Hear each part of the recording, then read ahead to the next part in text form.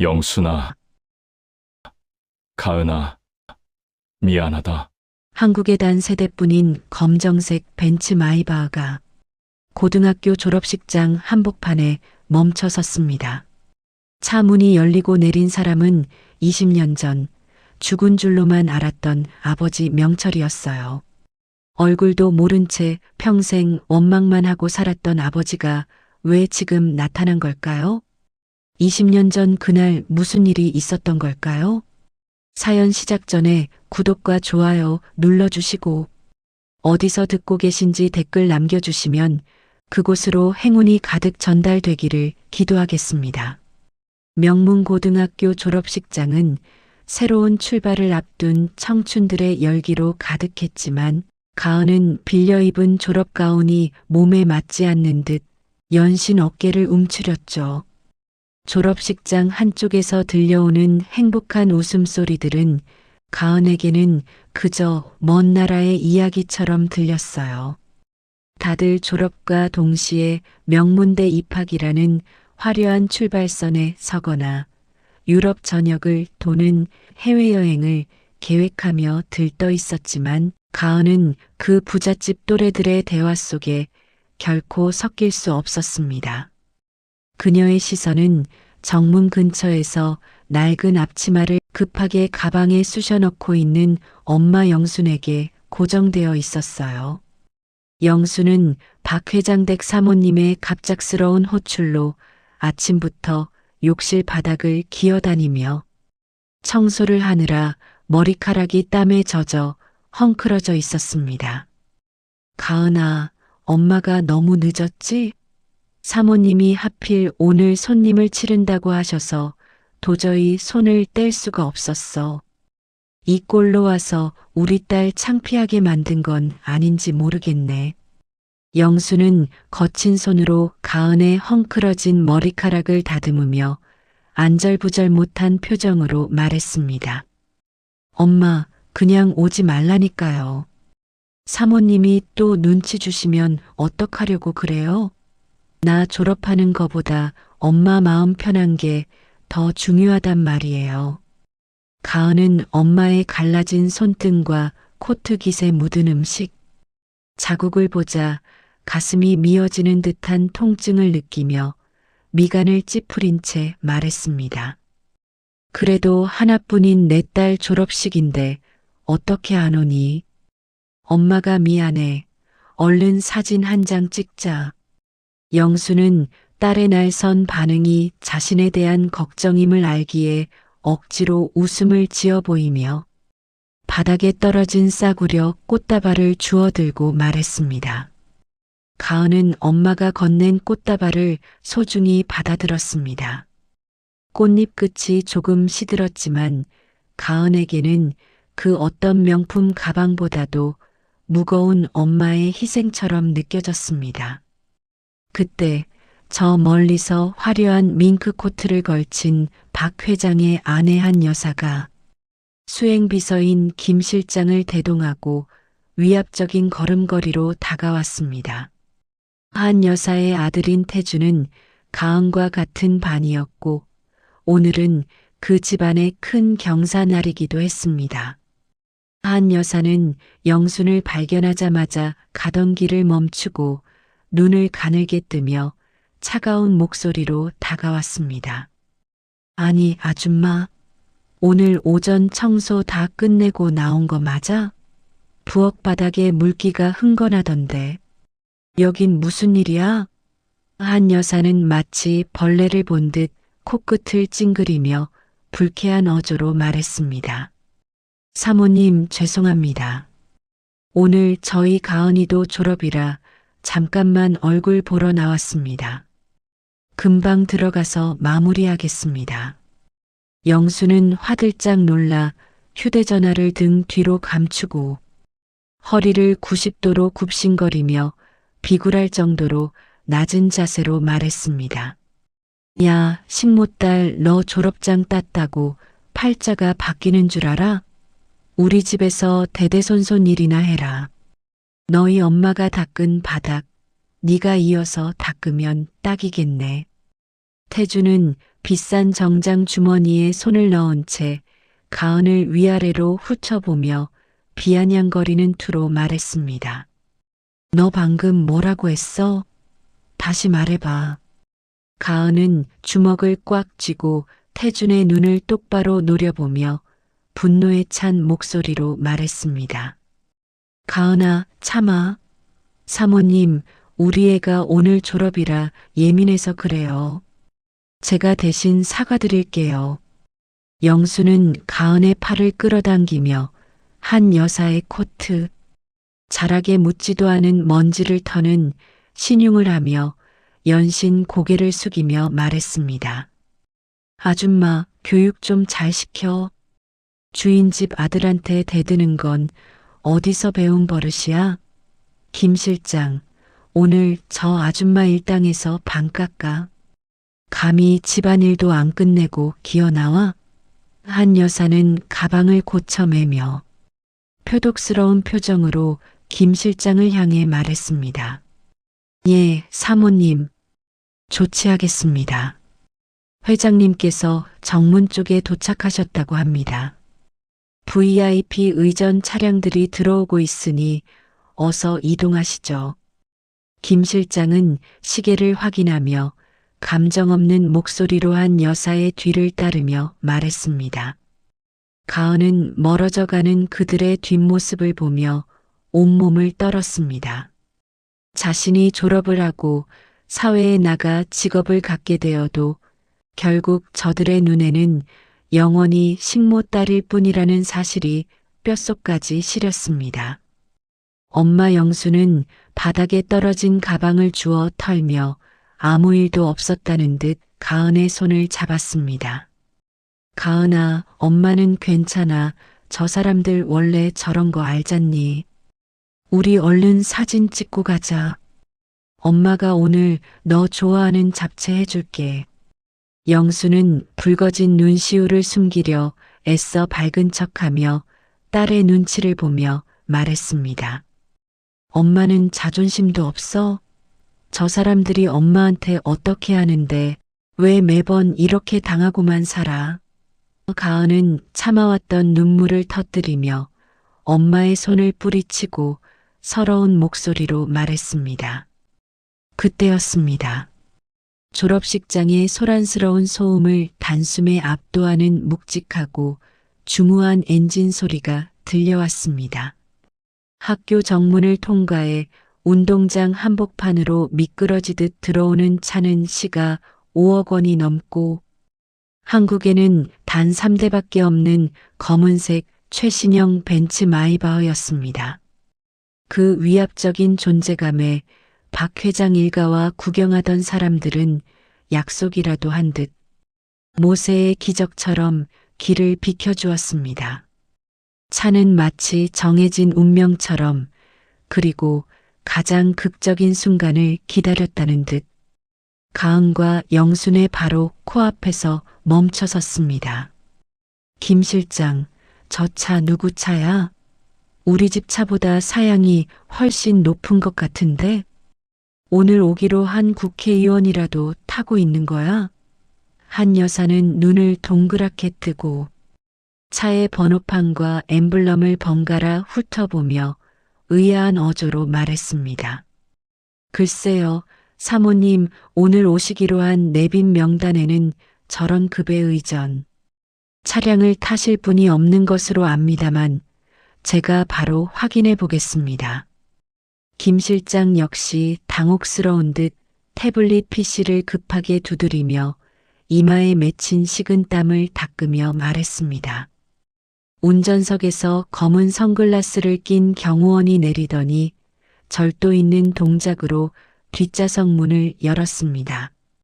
그 안에서 모습을 드러낸 것은 맞춤 수트를 빈틈없이 빼입은 한 중년의 신사였습니다. 백발이 섞인 머리칼은 정갈하게 빗어넘겼고 안경 너머로 번뜩이는 눈빛은 세월의 온갖 풍파를 정면으로 받아낸 거목처럼 단단하고 깊었습니다. 그가 차가운 겨울 공기를 가르며 영순을 향해 천천히 하지만 단호한 걸음걸이로 다가왔습니다. 영순아, 정말 미안하다. 20년이라는 세월을 너 혼자 그 좁은 가정부 방에서 버티게 해서 내가 무슨 염치로 내 앞에 섰는지 모르겠구나. 그래도 가은이 졸업식만큼은 내 눈으로 꼭 보고 싶었다. 명철은 참아왔던 눈물을 머금은 채 떨리는 손을 뻗어 영순의 거친 뺨을 만지며 애절한 목소리로 말했습니다. 당신이 어떻게 죽었다고 생각했는데 어떻게 이런 모습으로 나타난 거야? 우리를 버리고 도망갔던 사람이 왜 이제 와서 내 딸 졸업장을 더럽히는 거야? 영수는 명철의 수투깃을 사정없이 쥐어뜯으며 지난 20년의 한을 토해내듯 목이 터져라 오열하며 말했습니다. 가은은 눈앞의 광경이 현실인지 꿈인지 분간이 가지 않아 멍하니 아버지를 바라보다가 이내 차갑게 식은 눈빛으로 명철을 노려보며 다가갔습니다. 이게 다 뭐예요? 지금 돈 자랑하러 오신 거예요?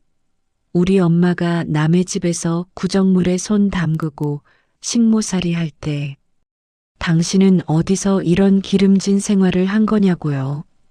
가은은 가슴속 깊이 쌓아둔 분노를 터뜨리며 표독스러운 얼굴로 소리치며 말했습니다. 명철은 딸의 독설이 비수처럼 가슴에 꽂히는 듯 괴로운 표정을 지으면서도 차에서 묵직한 가죽 가방을 꺼내 영순과 가은 사이에 내려놓았습니다.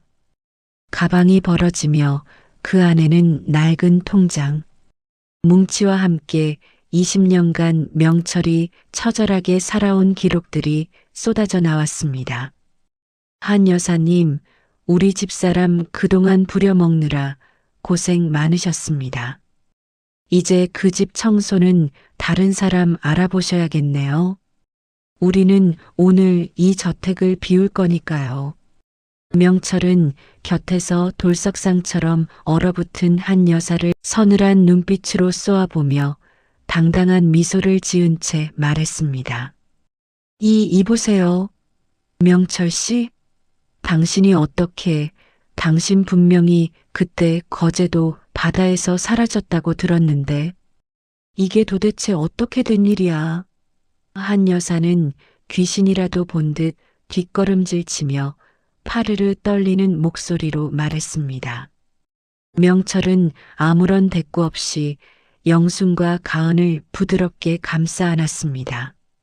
가은은 아버지의 손등에 박힌 험한 굳은 살과 흉터들을 발견하고는 잠시 움찔했지만 이내 고개를 돌려버렸습니다.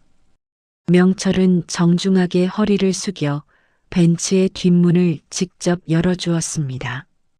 가은아, 미안하다. 내가 너희에게 돌아오기 위해 바다 밑바닥에서 어떻게 기어 올라왔는지 이제 하나씩 이야기해주마. 일단 이 지옥 같은 곳에서 나가자꾸나.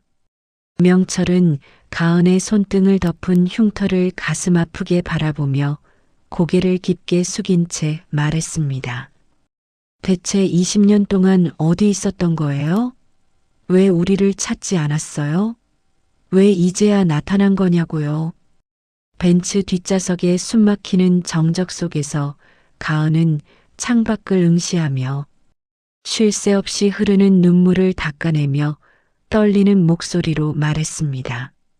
명철은 창밖으로 보이는 학교 건물을 뒤로 한 채 이제야 비로소 시작될 긴 싸움을 예고하듯 주먹을 꽉 쥐었습니다. 너희를 지키기 위해 죽은 사람으로 살아야만 했다.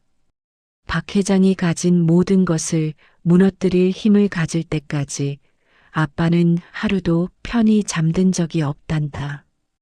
명철은 낮게 깔린 목소리로 복수심을 억누르며 말했습니다. 가은은 차 시트의 부드러운 가죽 촉감과 아버지가 입은 수트에서 풍기는 낯선 향수 냄새에 혼란을 느끼며 입을 굳게 다물었습니다. 벤츠는 매끄럽게 교정을 빠져나갔고 그 뒤로 멍하니 서 있는 박 회장. 일가의 모습이 백미러 속에서 점점 작아져 갔습니다. 학교를 벗어나는 동안 차 안에는 무거운 공기만이 가득했습니다. 명철은 떨리는 손으로 아내 영순의 거친 손을 잡았습니다. 영순은 거부하지 않았지만 계속해서 소리 없이 눈물만 흘릴 뿐이었습니다. 회장님, 큰일 났습니다. 20년 전에 죽었다던 그 강명철이가 지금 졸업식장에 벤츠를 타고 나타나 아내와 딸을 데리고 갔습니다. 예사로운 기운이 아닙니다. 김 실장은 사색이 된 얼굴로 저 멀리서 걸어오는 박 회장에게 전화를 걸어 다급하게 보고하며 말했습니다. 20년 전 명철의 인생이 송두리째 뒤바뀐 그날은 유난히도 진눈깨비가 흩날리던 겨울밤이었습니다. 당시 명철은 박 회장의 회사에서 집안일보다 회사 일을 우선시하며 10년 넘게 충성을 다한 과장이었습니다.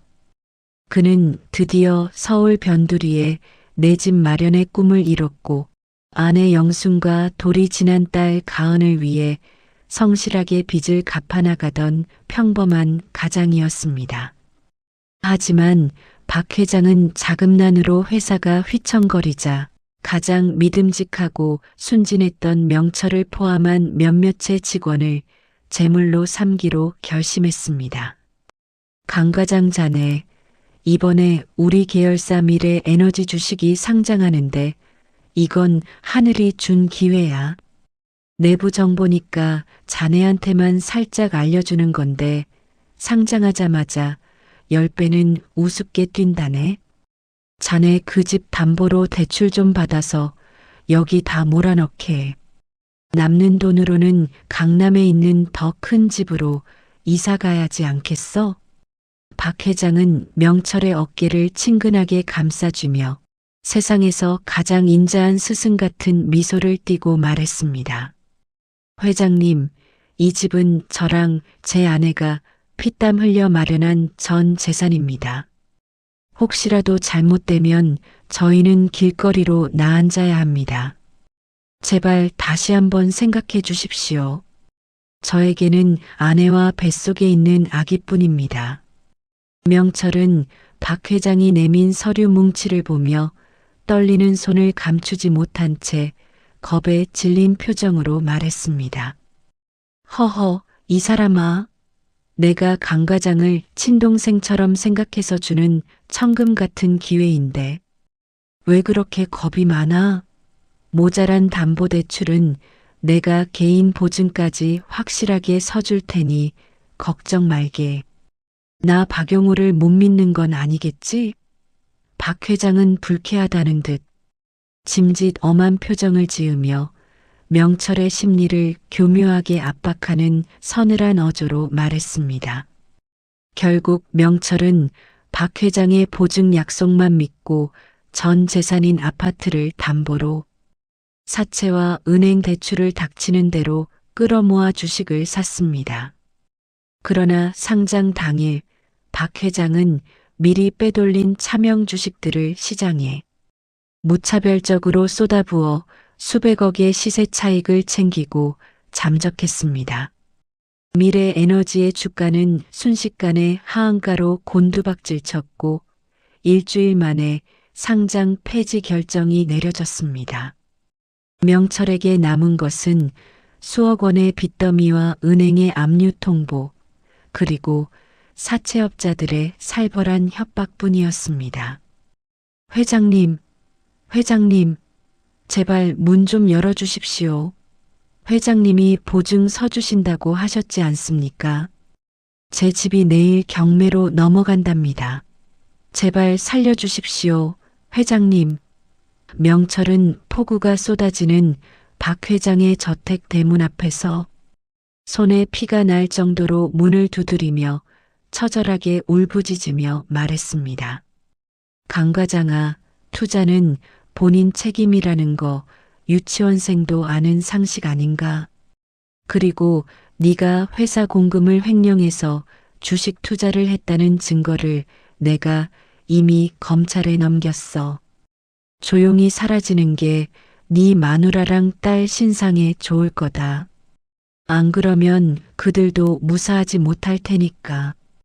박 회장은 대문의 인터폰을 통해 명철의 통곡 소리를 비웃듯 감정 없는 차가운 목소리로 말했습니다. 명철은 그날로 범죄자 낙인이 찍힌 채 쫓기는 신세가 되었습니다. 집은 순식간에 빨간 딱지가 붙었고 만삭의 영수는 비오는 밤 길거리로 내몰렸습니다. 명철은 자신이 살아있는 한 사채업자들이 가족들을 평생 괴롭힐 것이라는 공포에 휩싸였습니다. 그는 자신의 죽음을 위장해 사망. 보험금이라도 남겨주는 것이 가장으로서 할 수 있는 마지막 희생이라 생각했습니다. 영순아, 못난 남편 만나 고생만 시켜서 정말 미안하다. 내가 먼저 가서 우리 딸 앞길이라도 닦아놓을게. 부디 나를 잊고 우리 딸이랑 새 출발해줘. 영순아 아가야. 정말 미안하다. 명철은 거제도 해안가 절벽 위에 낡은 구두 한 켤레와 눈물로 얼룩진 유서를 남겨둔 채 차가운 겨울 바다로 몸을 던지며 흐느끼는 목소리로 말했습니다. 하지만 운명은 그를 죽게 내버려 두지 않았습니다. 인근을 지나던 낡은 고기잡이 배의 선장이 바다 위에 떠있는 명철의 옷자락을 극적으로 발견하고 그를 건져 올렸습니다. 며칠 뒤 명철은 선창가의 눅눅한 소금기와 생선 비린내가 배어있는 낡은 창고에서 깨어났습니다. 선장님, 저 좀 살려주십시오. 제가 여기서 무슨 일이든 다 하겠습니다. 이름도 과거도 다 버리고 그냥 짐승처럼 일만 하겠습니다. 제발 세상에 제가 살아있다는 사실만은 알리지 말아 주십시오. 저는 이미 죽은 사람입니다. 명철은 선장의 투박한 장화 앞에 무릎을 꿇고 이마를 거친 시멘트 바닥에 찌으며 간절하게 애원하며 말했습니다. 그 시각 서울에 홀로 남겨진 영순의 삶은 그야말로 지옥보다 더한 고통이었습니다. 남편의 실종 소식을 접하고 경찰서를 들락날락하던 그녀 앞에는 사채업자들이 매일같이 나타나 협박했습니다. 갈 곳 없는 만삭의 영수는 식당 불판을 닦으며 하루하루를 버텼지만 빚은 줄어들지 않았습니다. 그때 모든 일을 꾸민 원흉인 박 회장이 다시 나타났습니다. 영순 씨 소식 들었었습니다. 강 과장이 그런 선택을 했다니 참으로 가슴이 아프네요. 그 친구가 횡령한 돈 때문에 영순 씨랑 가은이도 무사하지 못할 텐데 마침 우리 집에 입주 가정부가 필요한데 우리 집에서 일해보는 건 어때요? 먹고 잘 곳은 내가 마련해 주겠어요. 박 회장은 절망에 빠진 영순에게 마치 구원자라도 된 양가식적인 동정의 눈빛을 보내며 인자한 척 말했습니다. 회장님, 정말 감사합니다. 우리 명철 씨가 큰 잘못을 저질렀는데도 이렇게 거두어 주시니 이 은혜 평생 잊지 않겠습니다. 저랑 뱃속의 아기만 살려주신다면 무슨 일이든 하겠습니다. 뼈가 가루가 되도록 일하겠습니다. 영수는 박 회장이 남편을 죽음으로 몰아넣은 원흉이라는 사실은 꿈에도 모른 채 그의 구두 발등을 붙잡고 눈물을 펑펑 흘리며 비굴하게 머리를 조아리며 말했습니다. 박 회장이 영순을 집안으로 들인 것은 사악한 계산이었습니다. 명철의 횡령 누명을 완벽히 덮기 위해 피해자인 척 코스프레를 하는 동시에 혹시라도 명철이 살아 돌아올 경우를 대비한 가장 확실한 인질로 그녀를 곁에 둔 것이었습니다. 영수는 그날부터 박 회장 저택의 가장 깊고 습한 지하 단칸방에 짐을 풀었습니다. 아줌마, 여기가 당신이 있을 곳이야. 내 남편이 베푼 호의를 잊지 마. 같은 공기를 마시는 것조차 영광인 줄 알라고. 오늘부터 이 집의 모든 화장실 바닥은 무릎 꿇고 손으로 닦아줘요. 한 여사는 영순이 들어온 첫날부터 그녀의 짐가방을 발로 걷어차며 표독스러운 표정으로 말했습니다. 네, 사모님 명심하겠습니다. 시켜만 주십시오. 정말 열심히 하겠습니다. 영수는 자존심 따위는 버린 지 오래였다는 듯 고개를 숙이며 갈라진 목소리로 말했습니다. 영수는 만삭의 몸으로 매일 새벽 4시에 일어나 저택의 모든 방을 돌아다니며 청소를 시작했습니다. 한 여사는 영순이 청소를 끝내면 일부러 커피를 쏟거나 흙 묻은 신발로 바닥을 짓밟으며 다시 청소하게 만들었습니다. 가은이 태어난 후 그녀는 엄마의 품 대신 차가운 부엌 구석에서 박 회장 가족이 먹다 남은 음식을 먹으며 자랐습니다. 가은이 초등학교에 입학할 무렵 같은 해에 태어난 박 회장 아들 태주는 가은을 향해 가방을 던지며 괴롭히기 시작했습니다. 야, 식모딸, 너 우리 집 개보다 못한 거 알지? 가서 내 실내 하나 빨아와. 안 그러면 우리 엄마한테 말해서 너희 엄마 쫓아내라고 할 거야. 태주는 가은의 머리를 실내화로 툭툭 치며 비열한 웃음을 띠고 말했습니다. 가은아, 참아야 해. 엄마가 미안해.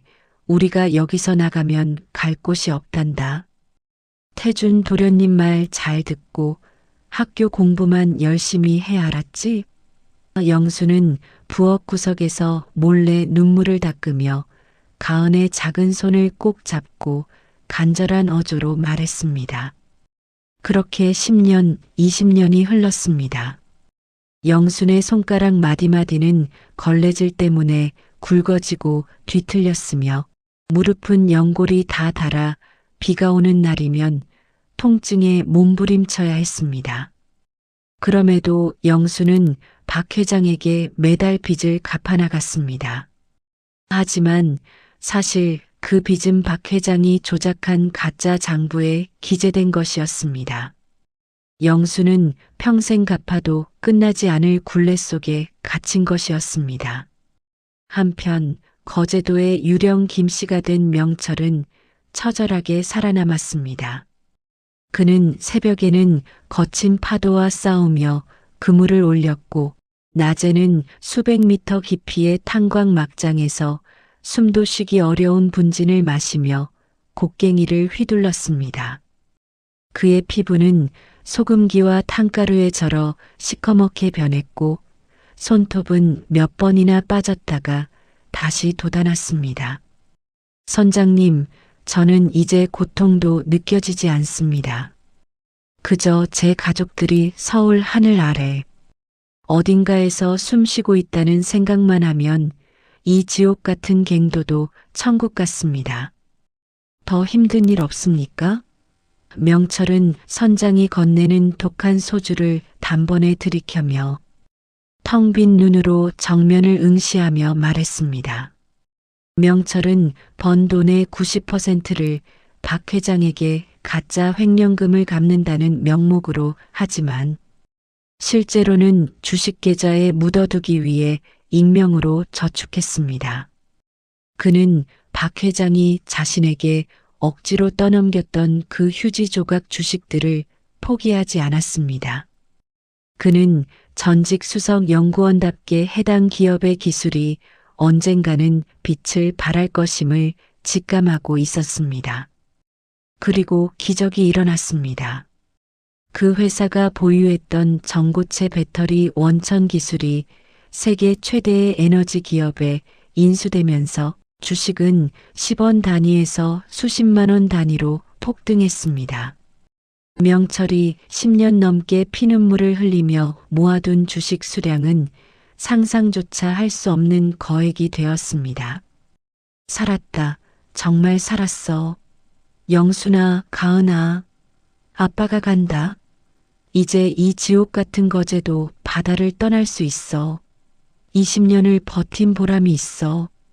명철은 공사 현장에서 우연히 주운 낡은 경제, 신문지를 움켜쥐며 미친 듯이 웃다가 이내 흙바닥에 주저앉아 짐승처럼 통곡하며 말했습니다. 명철은 즉시 서울로 올라와 신분을 세탁했습니다. 그는 M이라는 이니셜을 쓰는 글로벌 투자자로 변신했고 거대한 자본의 힘을 빌려 박 회장의 목을 조이기 시작했습니다. 그는 탐정을 고용해 영순과 가은의 근황을 조사했고 그 결과는 명철의 심장을 난도질했습니다. 영순 씨는 아직도 박 회장 집 지하방에 살고 있습니다. 매일 새벽부터 밤늦게까지 온갖 구박을 다 받으며 식모살이를 하고 있고요. 가은 양은 박 회장 아들의 비위를 맞추며 같은 학교를 다니고 있습니다. 상황이 매우 비참합니다. 탐정은 몰래 찍은 사진 몇 장을 내밀며 고개를 숙인 채 조심스럽게 말했습니다. 명철은 보고서 속 영순의 굽은 등과 가은의 서러운 눈빛을 보며 주먹으로 이탈리아제 대리석 책상을 강하게 내려치며 분노를 토해냈습니다. 책상은 쩍 소리를 내며 금이 갔고 명철의 눈에는 오직 붉은 복수의 불꽃만이 타올랐습니다. 박 회장, 나한테 한 짓도 모자라니. 놈이 감히 내 아내를 식모로 부려먹었단 말이지. 내가 죽었다고 속이고 20년을 인질로 삼아 내 딸의 청춘을 네 아들의 발판으로 삼고 내가 네 놈을 죽이는 걸로 끝내지 않겠다. 네 놈이 가진 가장 소중한 것, 네 놈이 그토록 자랑스러워하던 그 저택부터 뺏어주마. 명철은 보고서를 찢어발기며 짐승같이 낮은 목소리로 은조리듯 말했습니다. 명철은 치밀하게 작전을 진행했습니다. 박 회장이 최근 무리하게 추진하던 신도시 건설 사업의 채권을 야금야금 사들였고 박 회장의 저택을 담보로 잡고 있던 은행의 최대 주주가 되었습니다. 그는 일부러 졸업식 날에 맞춰 은행 대출 상환 만기를 일시불로 고지하게 만들었습니다. 졸업식 날 오전 박 회장은 은행으로부터 날아온 저택 압류 및 대출 상환, 독촉장을 받고 사색이 되어 있었습니다. 한 여사와 태준 역시 아무것도 모른 채 졸업식장에 갔다가 명철의 마이바흐 벤츠를 마주하게 된 것이었습니다. 벤츠 마이바흐가 저택 앞에 멈춰 섰을 때 박 회장은 창백해진 얼굴로 차문을 붙잡고 부르르 떨리는 목소리로 강명철 과장, 자네 정말 살아있는 건가? 거짓골로 저 세상 사람이 된 줄 알았는데. 차는 뭐고 이 돈은 다 어디서 난 거야? 대체 무슨 속셈으로 여길 온 거야? 라고 말했습니다. 회장님, 오랜만입니다. 집을 비워달라고 정갈 보냈는데 아직 짐을 안 싸셨군요. 사모님과 아드님 데리고 지금 당장 나가주셔야겠습니다. 이 집 오늘부로 내 명의로 낙찰되었습니다. 이 문서가 보이나요? 명철은 법원에서 발행한 부동산 소유권, 이전 등기 서류를 박 회장의 뺨에 던지며 서늘한 목소리로 말했습니다. 벤츠 마이바흐가 육중한 저택의 철문 앞에 멈춰 섰습니다. 평소 영순과 가은이 고개를 숙이고 죄인처럼 드나들던 그 좁은 쪽문이 아닌 오직 집주인과 귀빈만이 통과할 수 있는 거대한 정문 앞이었습니다. 타이어가 자갈을 짓씹는 소리가 정적을 깨뜨렸고 검은 광택이 흐르는 차량의 위용은 그 자체로 압박감이었습니다. 고급 레스토랑에서 식사를 즐기던 박 회장 일가는 급한 연락을 받고 서둘러 저택으로 향했습니다. 하지만 도착한 그들을 맞이한 건 자신들의 성역을 가로막고 선 낯선 침입자였습니다. 박 회장과 한 여사 그리고 아들 태준의 얼굴에는 당혹감에 말문이 막혔습니다. 운전석에서 내린 경호원이 절도 있는 동작으로 뒷좌석 문을 열자 명철이 눈부신 명품 수트 차림으로 내렸습니다. 이럴 리가 없어. 강명철, 자네가 왜 우리 집 정문을 가로막고 있는 거야? 당장 이 더러운 차 치우지 못해? 김 실장, 당장 경찰 불러. 이 죽었다던 유령놈이 지금 어디라고 감히 주거 침입을 하려고 해. 박 회장은 자신의 눈앞에 나타난 명철이 환영이라도 되는 듯 삿대질하며 목에 핏대를 세우고 소리치며 말했습니다. 주거 침입? 박 회장, 당신은 아직도 상황 파악이 안 되나 보군. 이 집 오늘부로 내 명의로 넘어왔다고 분명히 서류를 보냈을 텐데 이제 여긴 자네 집이 아니라 내 집이야. 주거 침입을 하고 있는 건 바로 당신들이지. 자기 집 대문을 가로막았다고 화를 내는 건 주인이 하는 행동이지 쫓겨난 세입자가 하는 행동이 아니야. 명철은 차갑게 식은 눈으로 저택의 고풍스러운 석조 외관을 훑어보며 박 회장을 한낱 미물처럼 비웃는 서늘한 어조로 말했습니다. 박 회장은 믿을 수 없다는 듯 비틀거리며 뒷걸음질 쳤습니다. 하지만 명철이 이 자리에 서기까지의 과정은 박 회장이 상상하는 것보다 훨씬 처절하고 길고 잔혹했습니다. 20년 전 거제도 차가운 바다에서 건져진 직후의 명철은 매일 밤 폐결핵 환자처럼 피 섞인 침을 뱉으며 갱도 안으로 들어갔습니다. 처음 3년은 지옥 그 자체였습니다.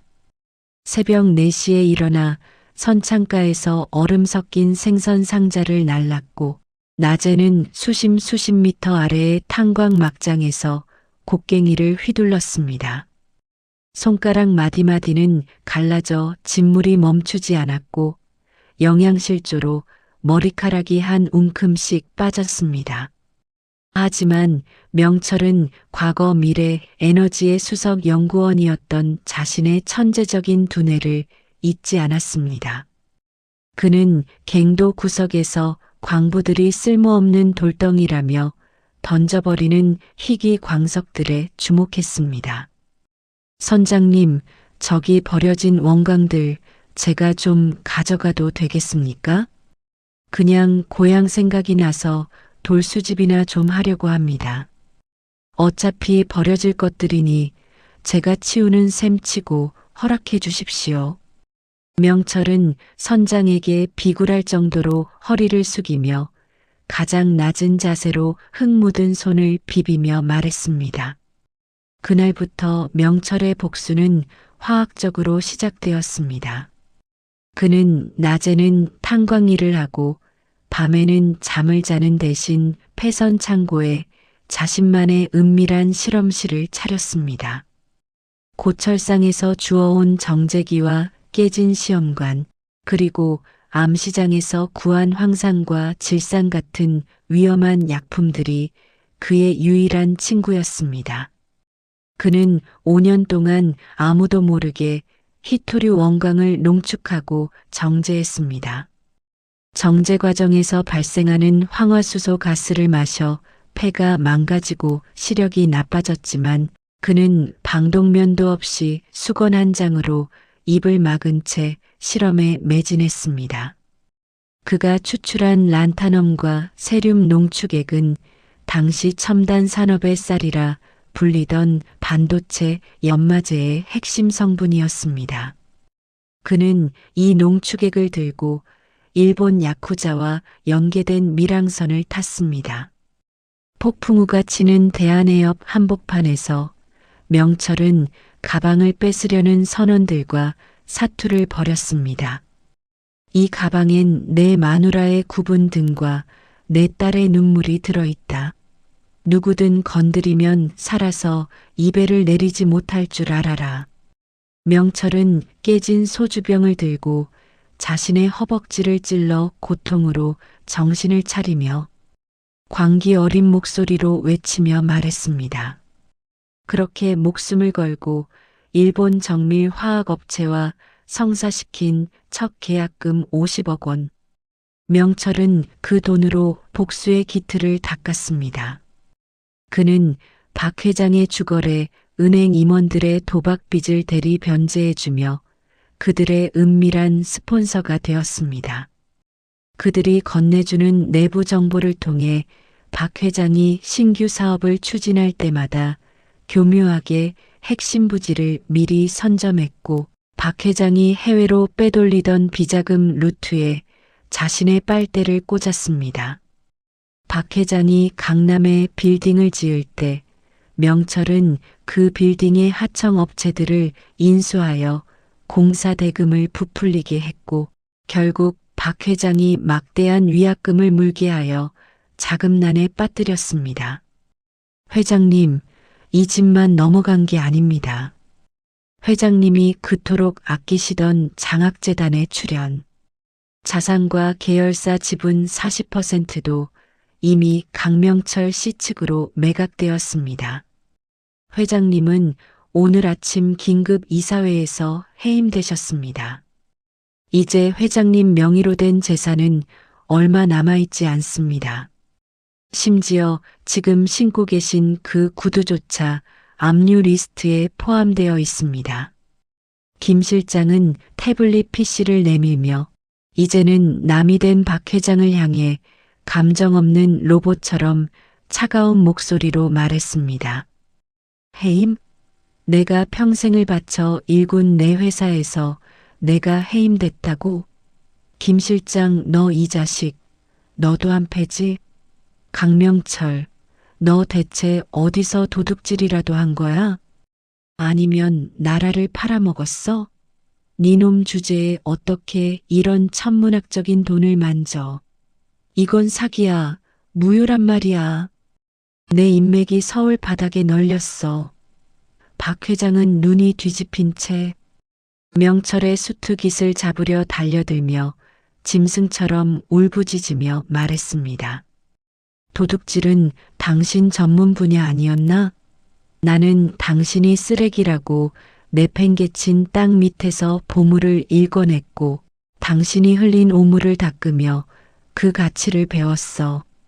강남 룸살롱에서 법인카드로 술잔을 기울일 때 나는 지하 수백 미터 막장에서 죽음의 공포와 싸우며 자본을 쌓았어. 네가 빼돌린 비자금 5천억, 그거 어제 날짜로 내가 다 세금 탈루로 제보해서 국고로 환수시켰어. 넌 이제 빈털터리 정도가 아니라 평생 감옥에서 썩어야 할 중범죄자일 뿐이야. 명철은 박 회장의 손을 짐승의 발을 치워버리듯 거칠게 쳐내며 분노로 가득 찬 일침을 날리며 말했습니다. 이때 옆에서 수천만 원짜리 악어 가죽 가방을 꼭 쥐고 있던 한 여사가 갑자기 영순의 바짓가랑이를 붙잡고 바닥에 주저앉았습니다. 조금 전까지 졸업식장에서 가은을 향해 식모 딸년이 감히 우리 아들이랑 같은 공기를 마셔? 라며 침을 뱉던 표독스러운 모습은 간데없고 오직 살기 위한 비굴함만이 남았습니다. 아줌마, 아니 영순 씨, 우리가 그래도 20년 동안 한 지붕 아래서 정들며 살았잖아. 내가 가끔 성격이 급해서 모질게 굴긴 했어도 가은이 밥은 안 굶기고 제때 학교 보내준 건 나야. 제발 아줌마 남편 좀 말려줘. 우리 태준이가 이제 막 사회에 나왔는데 지금 당장 갈 곳이 없단 말이야. 당신도 자식 키우는 엄마잖아. 제발. 살려줘. 한 여사는 영순의 명품 구두 위로 콧물 섞인 눈물을 쏟아내며 비굴하게 매달리며 말했습니다. 영수는 그런 한 여사를 마치 혐오스러운 오물을 보듯 내려다보았습니다. 20년 전 남편의 실종 소식을 듣고 실성한 채 거리를 헤매던 자신을 붙잡아 네 남편이 횡령한 돈이 얼만데 어디서 울어? 죽을 때까지 여기서 화장실이나 닦아 라고 소리치며 머리채를 잡았던 한 여사의 서늘한 얼굴이 떠올랐습니다. 영수는 천천히 가지만 단호하게 한 여사의 손을 떼어냈습니다. 사모님, 한 지붕 아래 살았다고요? 내 남편에게 누명을 씌워서 20년 동안 당신은 나를 사람 취급도 안 해주고 종부린 거예요. 가은이 밥이요? 우리 가은이가 당신 아들 태준이가 먹다 남긴 잔반을 부엌 구석에서 숨어서 먹으면서 어떤 눈물을 흘렸는지 당신이 단 한 번이라도 생각해 본 적 있나요? 당신 아들이 가은이 머리 위에 음료수를 부을 때 당신은 옆에서 웃으면서 애들끼리 그럴 수 있지라고 했잖아요. 이제 그만하세요. 당신들이 누리던 그 천국은 여기서 끝났으니까요. 영수는 한 여사의 손을 차갑게 뿌리치며 평생 처음으로 허리를 곧게 펴고 그녀의 눈을 똑바로 응시하며 말했습니다. 박 회장의 아들 태주는 여전히 상황 파악을 못한 채 명철의 마이바흐 본넷을 발로 걷어차며 소동을 피웠습니다. 아, 이거나, 이 깡패 새끼들아. 우리 아빠가 누군지 알아? 박용호야. 너희 다 오늘 밤에 시체로 발견되고 싶어? 강가은, 내가 친구들 다 불러서 네가 우리 집 식모, 딸인 거 다 까발리고 아주 매장해버린다? 그럼 앞으로 네 인생 아주 피곤해질 텐데. 태주는 양팔이 경호원들에게 꺾인 채 허공에 발길질하며 비참하고 날카로운 비명을 지르며 말했습니다. 명철은 태준 앞에 천천히 다가갔습니다. 태준의 눈에 서린 오만함은 명철의 칠흑 같은 눈동자 앞에서 순식간에 공포로 바뀌었습니다. 명철은 태준의 턱을 으스러뜨릴 듯 강하게 움켜쥐고 고개를 들게 했습니다. 태준아, 네가 우리 가은이 괴롭혔던 그 지하방 이제 들어갈 수 없을 거야. 그리고 내가 그 학교 재단 이사회를 이미 장악했고 내일부터 이사장이 바로 나거든. 네가 타고 다니던 그 한정판 스포츠카, 그거 리스 비용 연체로 지금 견인차 오고 있더라. 내일부터는 저기 보이는 낡은 마을버스 타고 다니거라. 그게 너 같은 근본 없는 놈한테 딱 맞는 수준이니까. 아, 그리고 너희 엄마가 넣어주려고 빼돌린 비자금 통장도 내가 다 막아놨으니 꿈 깨라. 명철은 태준의 얼굴을 쓰레기 던지듯 밀쳐내며 소름 돋는 경고의 메시지를 남기고 말했습니다. 명철은 이제 수행원이 들고 있던 서류 가방에서 붉은색 압류 딱지 수백 장을 꺼냈습니다. 그리고 그것을 경호원들에게 나누어 주며 저택을 가리켰습니다.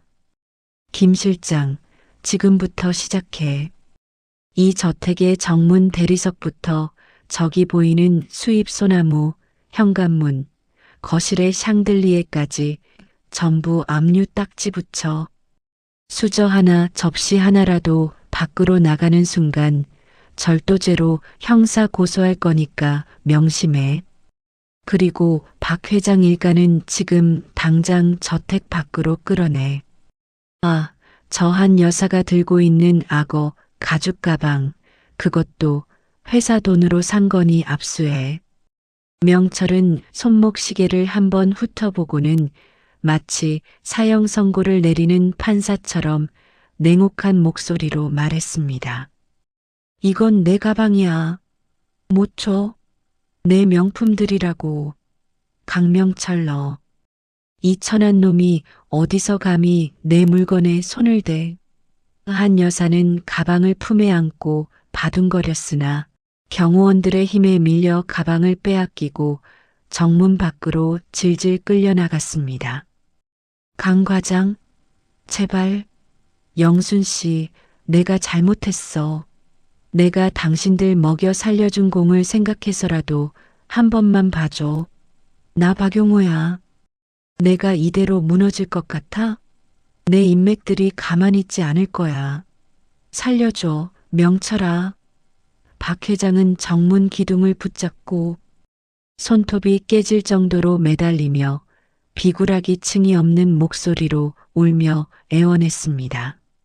명철은 그런 박 회장을 경멸 어린 시선으로 내려다보았습니다.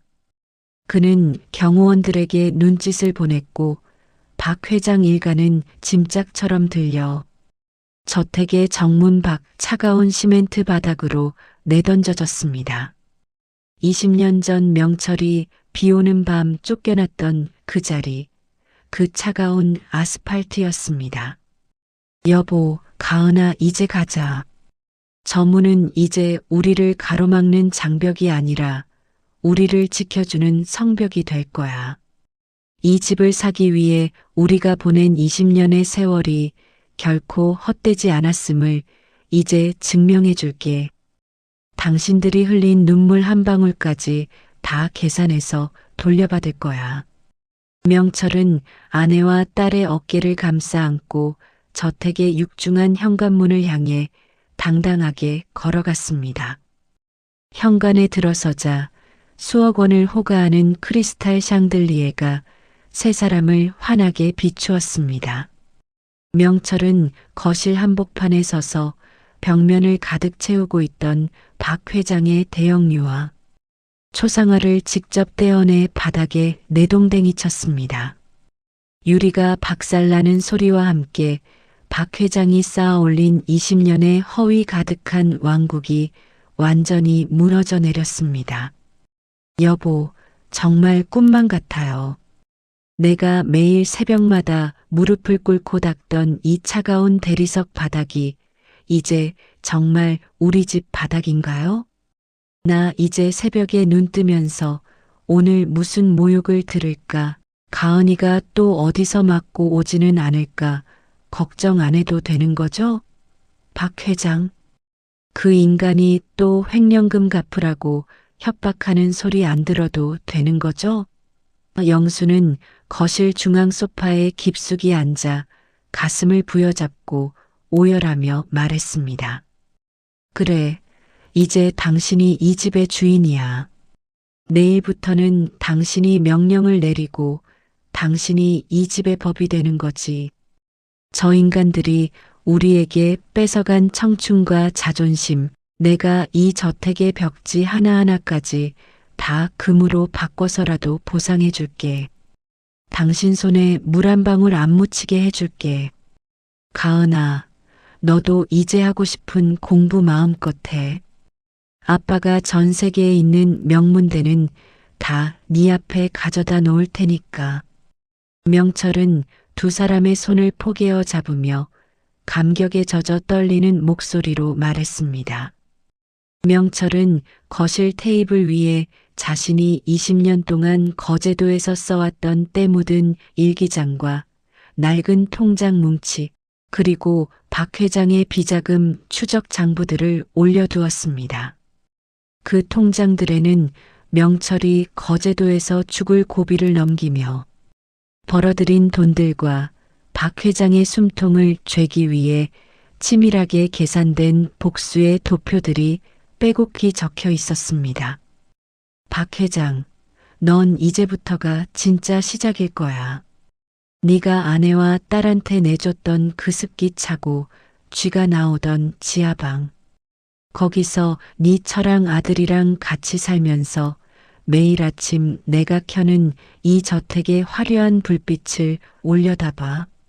네가 버린 인간이 어떻게 다시 돌아와 네 심장을 찌르는지 죽을 때까지 지켜보게 해줄게.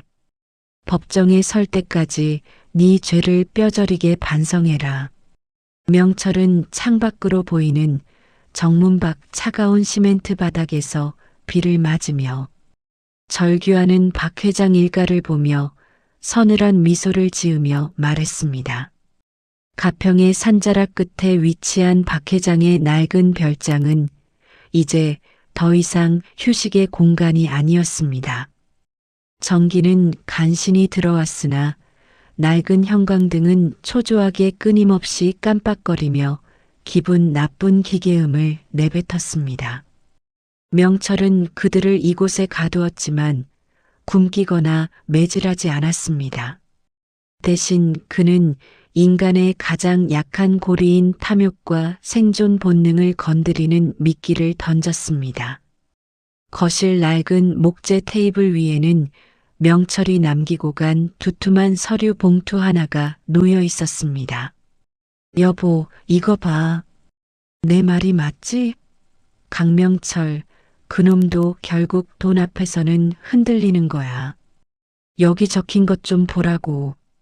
우리가 숨겨둔 해외 비자금 계좌번호랑 비밀번호만 넘겨주면 계열사 하나는 떼어주겠대. 그리고 우리 세 식구 살 수 있는 집이랑 생활비도 보장한다잖아.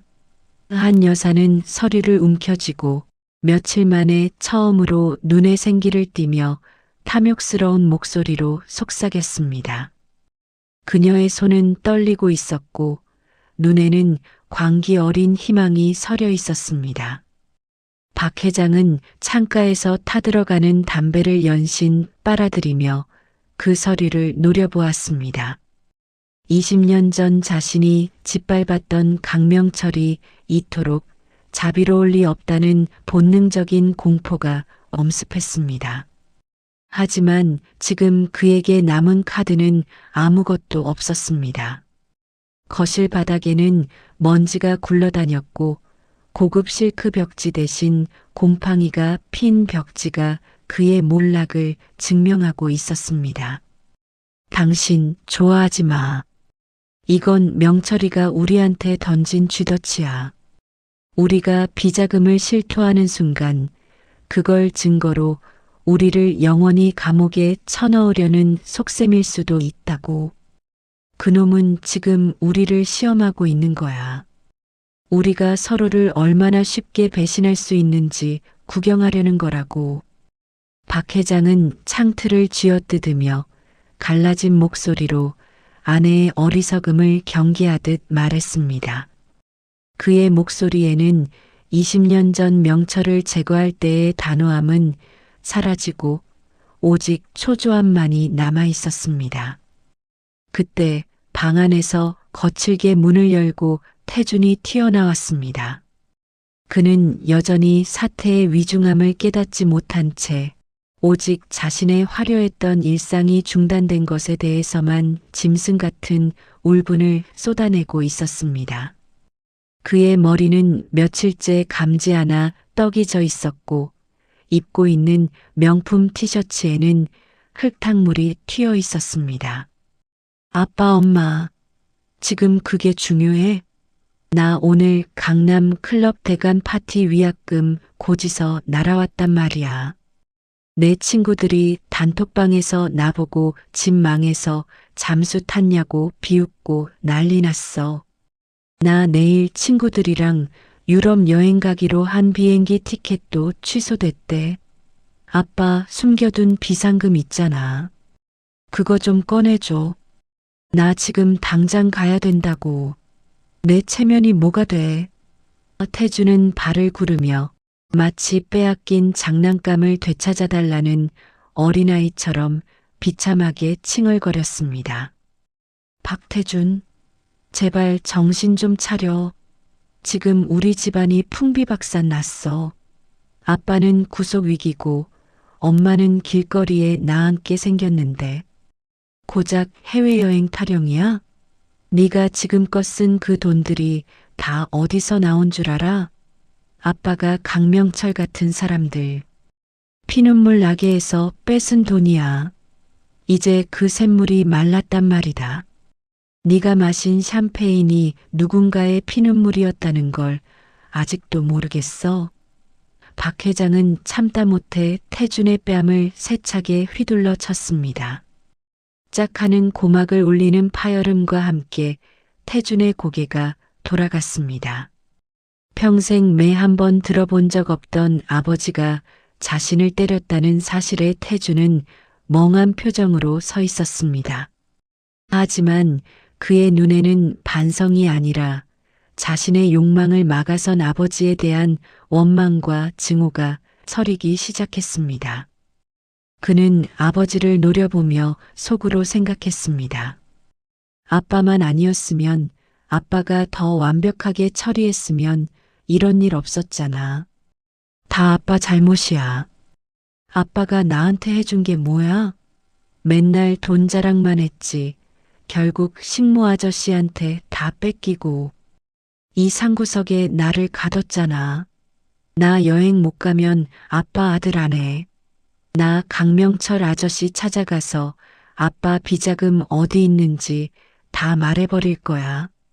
아저씨가 나한테는 잘해줄지도 모르잖아. 아저씨는 능력이라도 있지. 아빠는 이제 뭐야? 태주는 악에 받친 목소리로 소리를 지르며 별장 밖으로 뛰쳐나가려 발악했습니다. 그때 별장의 인터폰이 울렸습니다. 화면에는 명철의 충직한 사냥개가 된 김 실장의 얼굴이 비쳤습니다.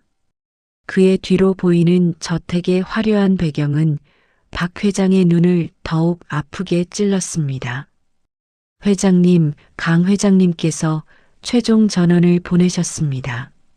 내일 정오까지 비자금 계좌의 비밀번호를 넘기시면 가족 중 단 한 명의 명의로 10억 원을 즉시 입금하고 해외 출국 금지를 해제해 주시겠다고 합니다.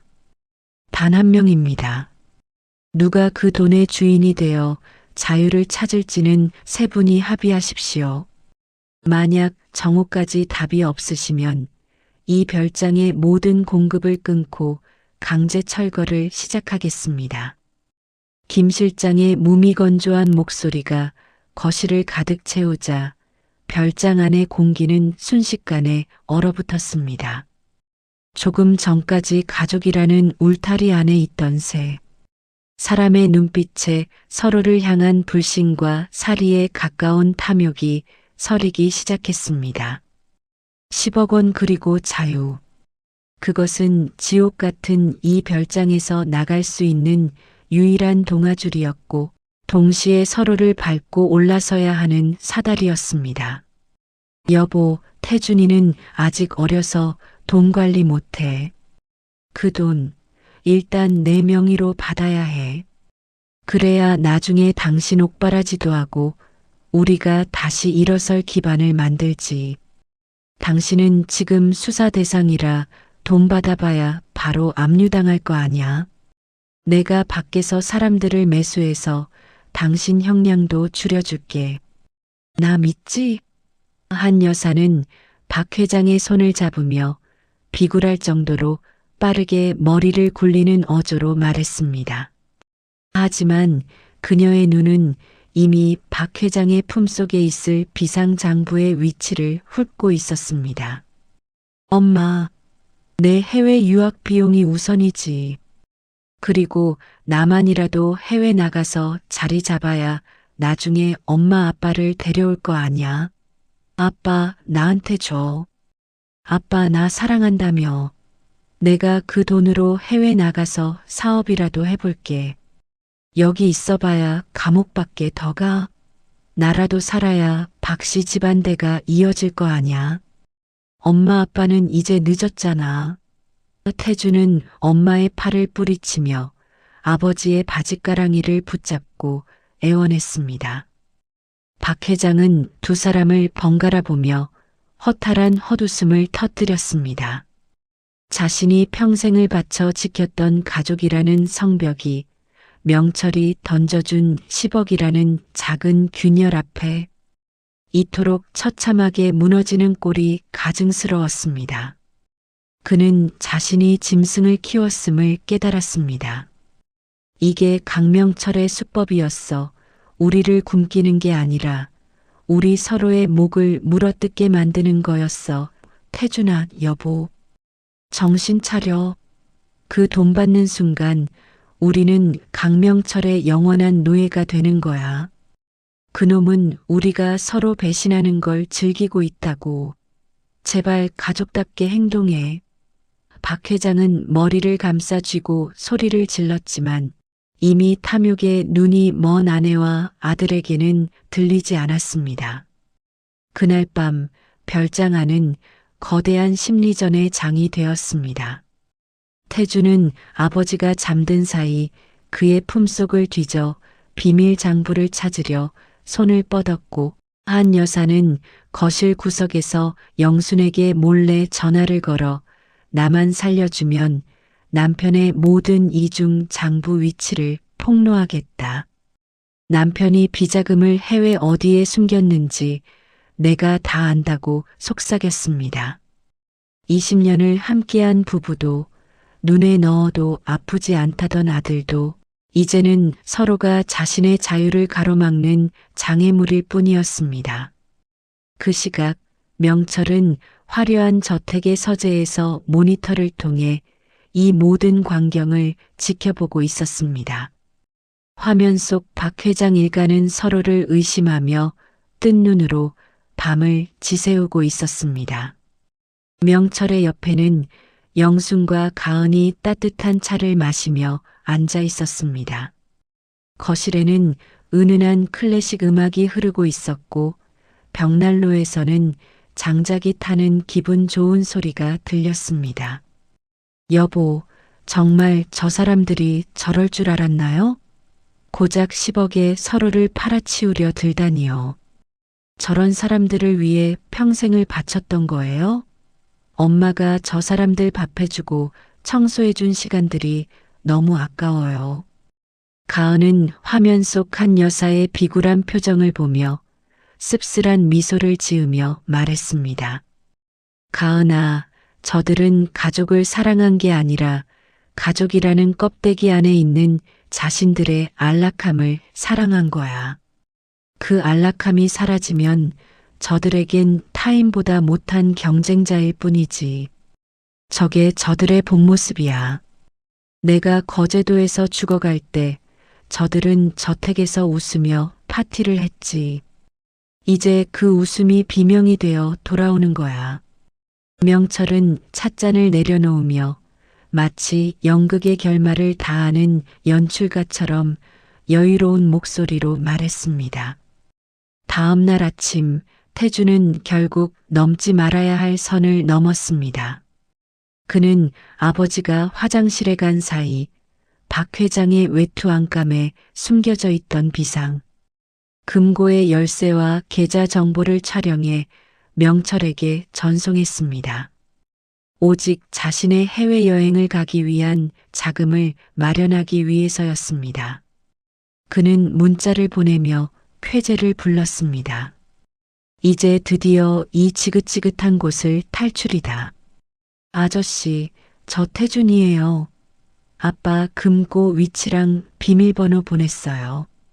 약속한 돈 제 계좌로 바로 쏴주시는 거죠? 그리고 제 출국 금지도 지금 바로 풀어주셔야 해요. 저 지금 당장 공항 가야 된단 말이에요. 아저씨, 전 아빠랑 달라요. 아저씨 편이에요. 태주는 화장실 문을 걸어 잠그고 명철에게 문자를 보내며 비굴하게 입술을 깨물며 말했습니다. 잠시 후 별장 마당에 경찰차와 검찰 차량이 들이닥쳤습니다. 박 회장은 잠결에 수갑이 채워진 채 끌려 나왔습니다. 태준이 제보한 정보 덕분에 박 회장이 해외 페이퍼 컴퍼니를 통해 세탁하려던 수천억 대의 비자금 증거가 고스란히 검찰의 손에 들어갔습니다. 박 회장의 얼굴은 흑빛으로 변했습니다. 이게 어떻게 된 거야? 태준아, 네가 그랬어? 네가 네 아비를 팔아먹은 거야? 내가 너를 어떻게 키웠는데?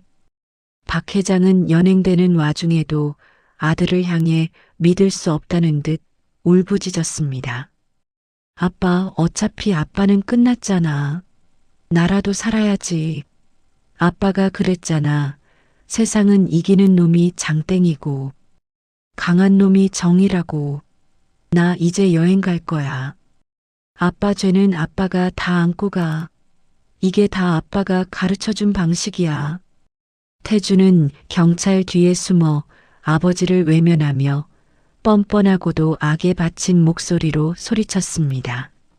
하지만 태준의 승리감은 1분도 채 되지 않아 절망으로 바뀌었습니다. 경찰 뒤에서 내린 명철이 태준에게 다가가 서류 한 장을 내밀었기 때문입니다. 명철의 눈빛은 마치 벌레를 보는 듯 차가웠습니다. 태준아, 약속한 돈 10억? 네 계좌에 입금했다. 그런데 어쩌나? 그 돈 입금되자마자 네가 예전에 클럽에서 마약 파티했다고 말한 동영상 있지? 그걸 빌미로 네 친구들이 너 협박해서 이미 다 인출해 갔더라. 네 친구들이 태준이 집 망했으니 이 돈이라도 챙기자면서 서로 싸우고 난리도 아니더군. 그리고 출국 금지. 방금 검찰에서 마약 투약 및 유통 혐의로 구속영장 발부됐어. 넌 이제 공항이 아니라 감옥으로 가야겠다. 명철은 태준의 귓가에 대고 세상에서 가장 잔인한 진실을 속삭였습니다. 뭐, 마약? 나 그런 적 없어. 그거 그냥 영양제였다고. 아저씨, 약속이 다르잖아요. 내 돈, 내 여행, 내 친구들이 그럴 리 없어. 걔들이 나한테 어떻게 이래. 태주는 바닥에 주저앉아 짐승처럼 울부짖었지만 형사들은 무자비하게 그의 팔목에 수갑을 채웠습니다. 그가 그토록 믿었던 돈과 우정은 연기처럼 사라졌습니다. 옆에서 망연자실하게 지켜보던 한 여사 역시 무사하지 못했습니다.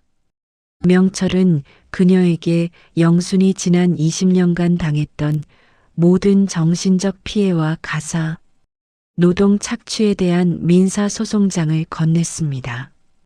소송 금액은 그녀가 평생을 써도 갚지 못할 천문학적인 액수였습니다. 한 여사님, 당신이 영순이에게 했던 그 수많은 폭언과 학대들, 우리가 지난 3년간 다 녹취해뒀거든요. 식모주제라며 침을 뱉던 당신의 그 고귀한 목소리, 법정에서 다시 한번 들어보시죠. 당신이 가진 마지막 자존심인 이 별장과 사치품들까지 오늘부로 경매에 넘어갑니다. 이제 당신은 길거리에서 제 아내가 겪었던 그 추위를 직접 느끼며 살아가세요. 아, 아드님 면회나 자주 다니시고요. 교도소 밥은 입에 맞을지 모르겠네요. 명철은 한 여사를 지나치며 눈길조차 주지 않은 채 차갑게 내뱉었습니다. 박 회장과 그의 아들 태준이 호송차에 올라타고 한 여사가 주저앉아 통곡하는 소리가 별장의 정막을 찢어발겼습니다. 화려했던 박 회장의 제국은 그들의 내부 분열과 명철의 치밀한 설계에 의해 완벽하게 가루가 되었습니다. 명철은 하늘을 올려다보았습니다.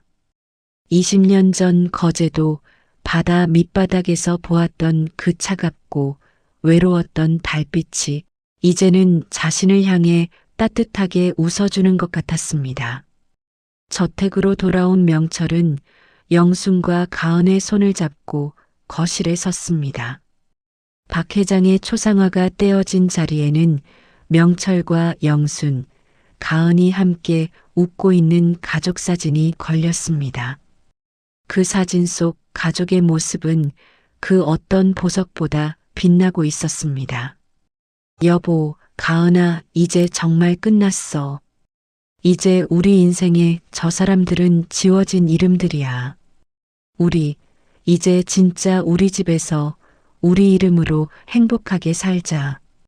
더 이상 누구의 눈치도, 누구의 모욕도 없는 우리만의 시간을 만들자. 명철은 두 사람을 꼭 껴안으며 20년의 한을 씻어낸 듯 평온하고 인자한 목소리로 말했습니다. 명철은 거실에 걸린 큰 시계를 보았습니다.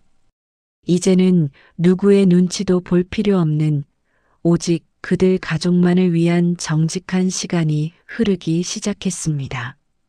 영수는 창밖의 정원을 보며 처음으로 환한 미소를 지었습니다.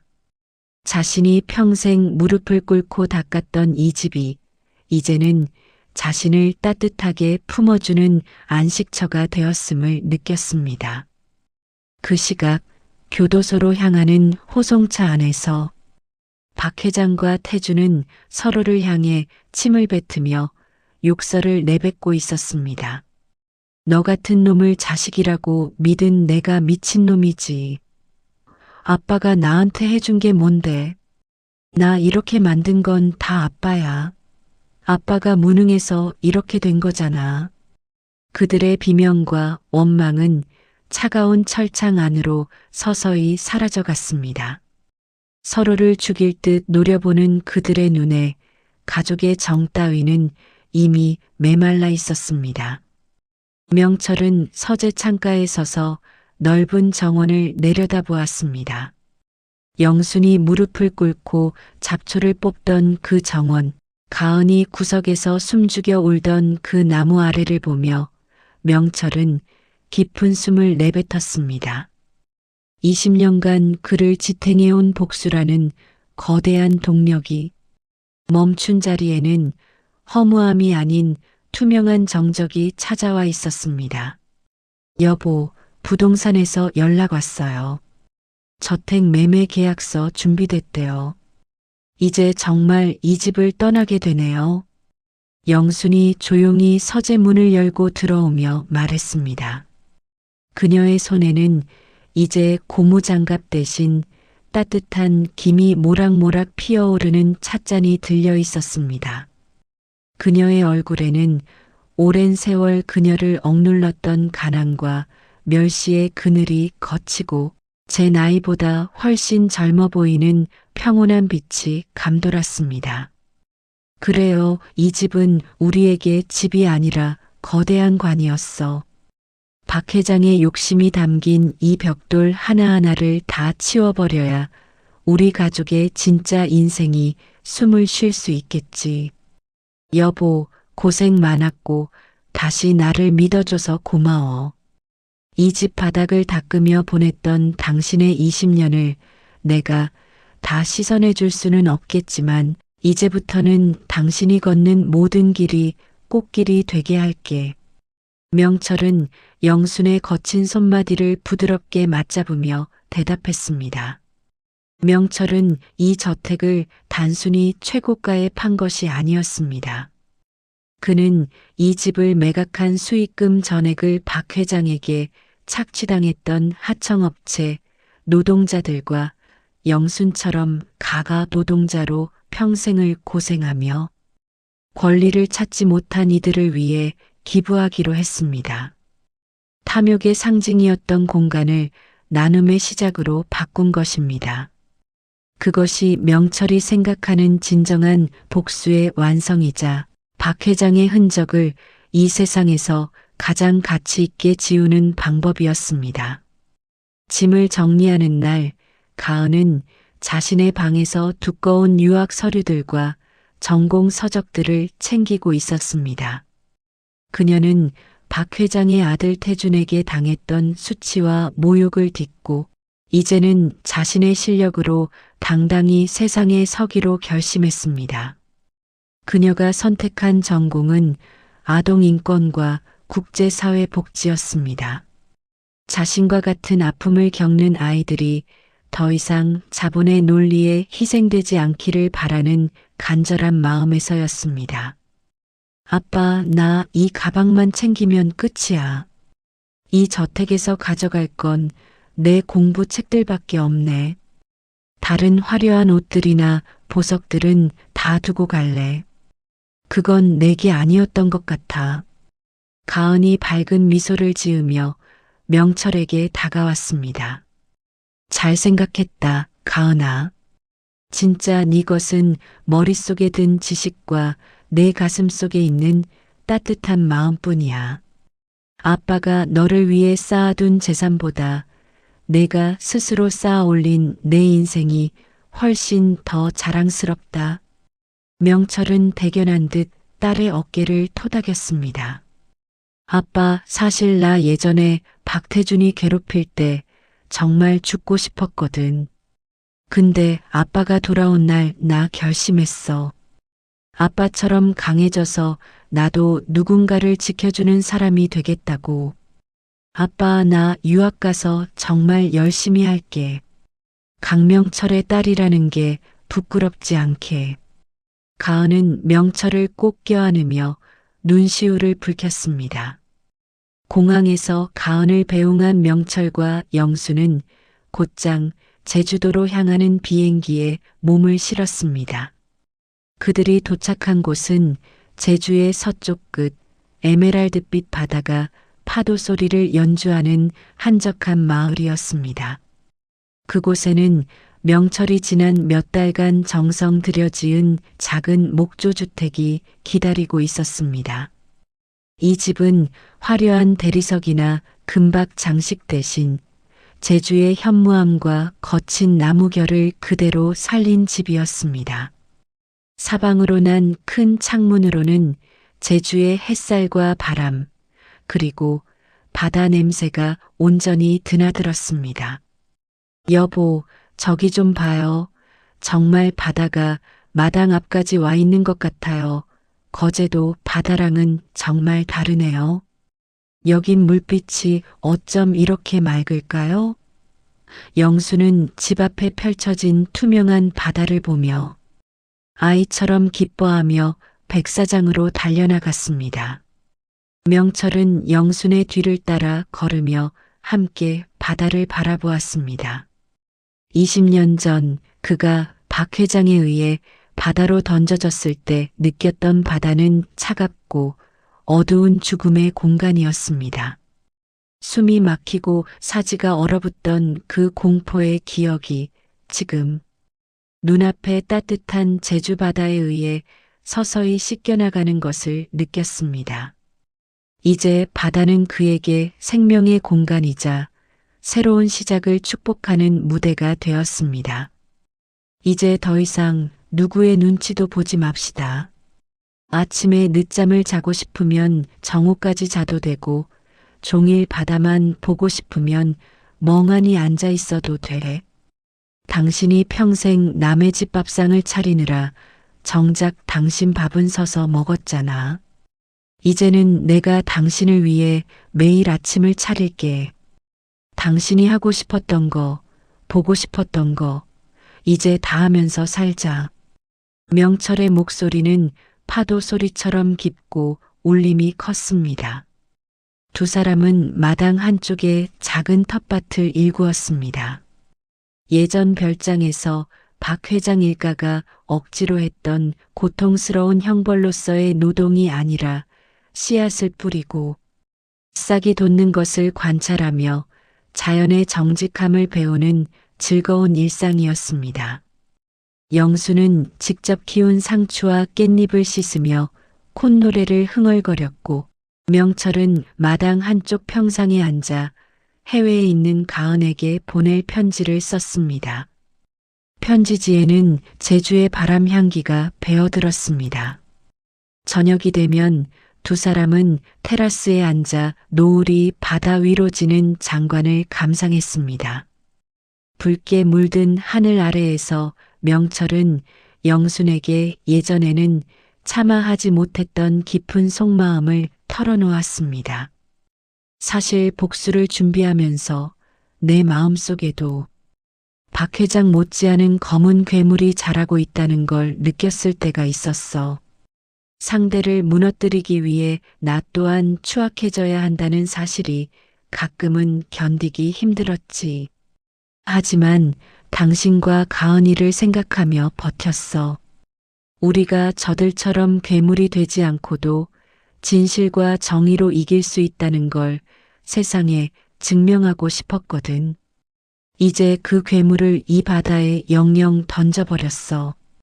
영수는 명철의 두꺼운 손등에 자신의 거친 손을 겹치며 대답했습니다. 당신은 괴물이 아니에요. 당신은 우리 가족을 지옥에서 건져준 영웅이었어요. 당신의 복수는 누군가를 파괴하기 위한 것이 아니라 우리를 다시 살리기 위한 것이었잖아요. 이제 그 무거운 짐은 바다에 다 던져버려요. 이제 우리는 그냥 제주도 사는 평범하고 행복한 부부일 뿐이니까요. 그 시각 차가운 독방에 수감된 박 회장은 좁은 천장을 보며 끊임없이 환각에 시달리고 있었습니다. 자신이 부리던 사람들의 비명소리와 영순에게 내뱉었던 모멸찬 말들이 벽에 부딪혀 다시 자신의 귀로 꽂혔습니다. 아들 태주는 면회는커녕 자신의 마약 혐의를 아버지에게 떠넘기려 변호사와 모해 중이었고, 한 여사는 전 재산을 압류당한 채 시장 모퉁이에서 멸치를 다듬으며 지나가는 사람들의 눈을 피하고 있었습니다. 그들은 여전히 서로를 증오하며 지옥 같은 삶의 연장선에 있었지만 명철의 마음속에서 그들은 이미 죽은 이름들이었습니다. 진정한 복수는 그들을 증오하는 것이 아니라 그들을 완전히 잊고 행복해지는 것임을 명철은 깨달았습니다. 몇 달 뒤 가은에게서 영상 편지가 도착했습니다. 노트북 화면 속 가은은 몰라보게 밝아진 표정으로 외국인 친구들과 함께 웃고 있었습니다. 아빠, 엄마, 저 여기서 장학금 받았어요.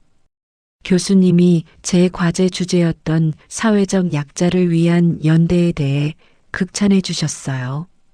저 정말 잘 지내고 있으니까 걱정 마세요. 방학 때 제주도 집으로 달려가면 아빠가 낚아올린 싱싱한 회 꼭 해줘야 해. 사랑해, 아빠, 엄마.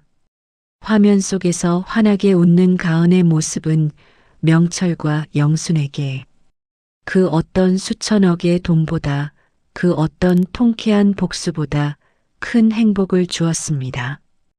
그들은 이제야 비로소 자신들의 20년 세월이 헛되지 않았음을, 그리고 진정한 승리가 무엇인지를 온몸으로 느꼈습니다.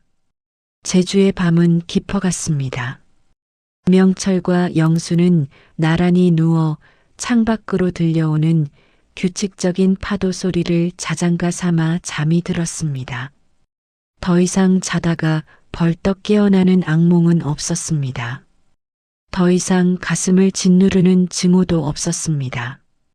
오직 내일 아침에 맞이할 투명한 햇살과 함께 마당을 거닐며 마실 따뜻한 커피 한 잔의 약속만이 그들의 머리맡을 지키고 있었습니다. 20년 전 거제도의 차가운 바다에서 시작된 그 처절한 비극은 이제 제주의 따뜻하고 포근한 바다에서 진정한 치유와 영원한 안식으로 그 장엄한 마침표를 찍었습니다.